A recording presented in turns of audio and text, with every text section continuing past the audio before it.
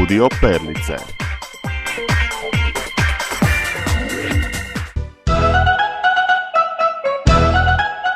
Slijedi nam jedna zanimljiva rasprava i to između kravice i njenog supruga. Red bi bio stoga i da kažemo koju riječ više o ovim životinjama.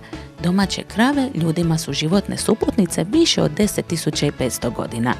Neki ih nepravedno smatraju glupim životinjama, no one su zapravo dobrice koje nemaju nikada i nikakve zle namjere.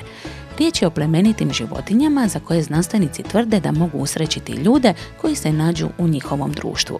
Znanstvenici su otkrili i da imaju odlično pamćenje, a posebno pamte osobe koje su ih svojevremeno mazile. Krave imaju i najbolje prijateljice u stadu i jako pate kada ih razdvoje.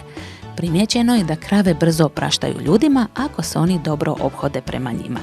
Ukoliko vlasnik kravu tretira kao pojedinca i njeguje je kako spada, dokazano je da će ona davati mnogo više mlijeka koje je, znamo, jako zdravo. I još nešto malo neobično.